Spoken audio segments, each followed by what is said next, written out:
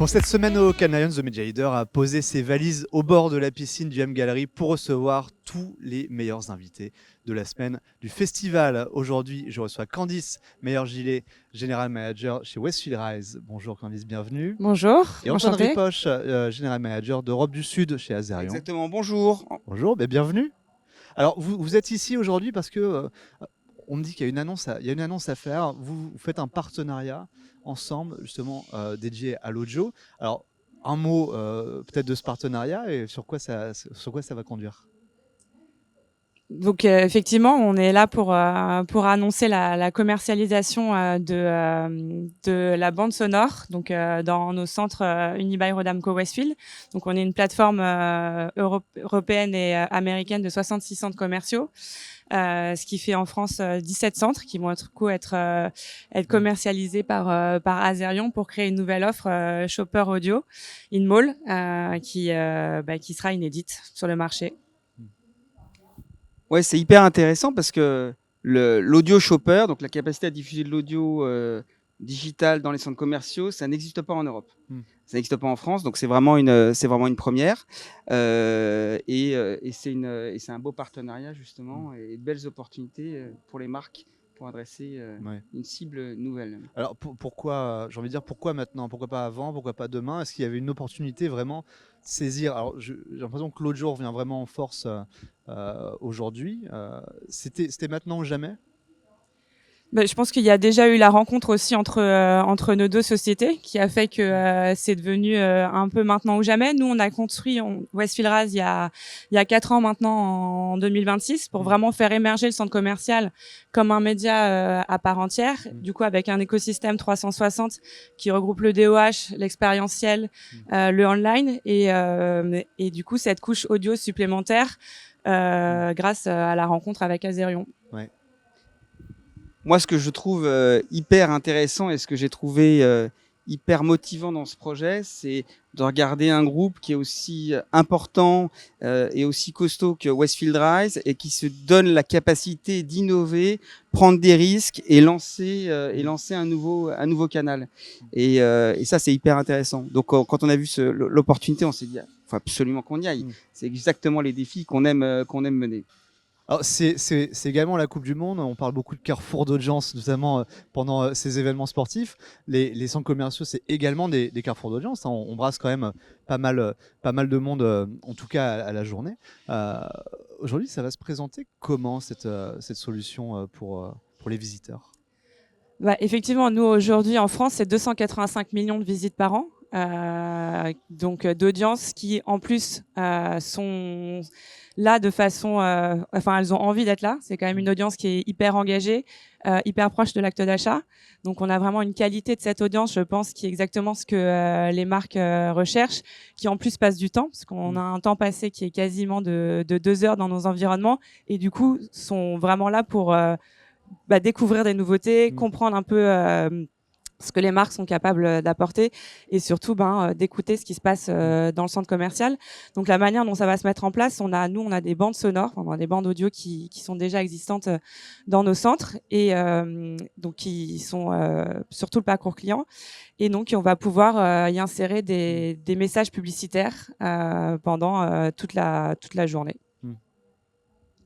Finalement, c'est un peu l'expérience qu'on a aujourd'hui en radio. C'est-à-dire qu'on écoute de la musique et il y a des interruptions pour être capable de diffuser de la publicité. La publicité va pouvoir être nationale, c'est-à-dire dans l'intégralité des 17 centres. Elle va pouvoir être localisée, géolocalisée dans un centre en particulier. Et si on va un peu plus dans le détail, elle pourra être dans une partie du centre pour être capable d'adresser une typologie de population. Et tout ça, ça répond à des problématiques extrêmement concrète des annonceurs et des agences en termes de ciblage. Le reach, je t'en parlais, évidemment. Donc, plus de 280 millions de visites par an. On parle d'1 milliard d'intentions d'achat par an, donc c'est colossal. Donc, on a le reach qui est là. Le deuxième sujet, c'est l'intentionniste. Tout le monde en parle, mais l'intentionniste qui est physiquement dans un mall, il est là pour acheter, d'accord. Donc, on ne suppute pas qu'il ait envie d'acheter. Il est là pour faire un acte d'achat. Et le troisième point qui est extrêmement important, c'est la typologie de l'audience.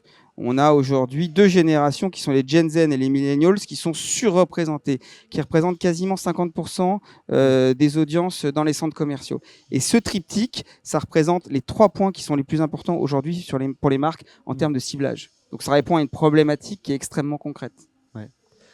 Et juste pour compléter, en fait, il y a un peu à la différence du digital, dans le centre commercial, il y a 70% de la décision d'achat qui est prise une fois sur site, en fait.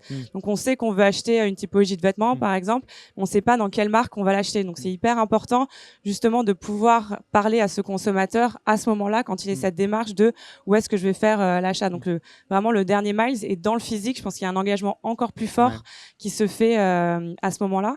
Et donc, effectivement, c'est pour ça que la solution rentre parfaitement dans cette idée.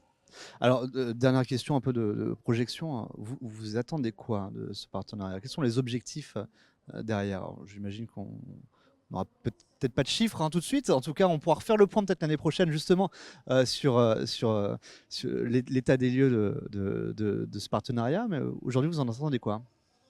Nous, de notre côté, on attend, enfin, comme le disait Antoine, on a toujours été précurseurs dans cette idée de mettre en avant le centre commercial comme un média à part entière. Donc cette brique supplémentaire pour nous vient vraiment montrer la puissance du centre commercial comme un vrai média et pas comme une sous-catégorie d'un autre média, de lancer une offre qui va permettre d'être hyper innovante dans un environnement et dans un contexte d'achat très très fort. Donc on est très content de pouvoir lancer cette innovation ensemble.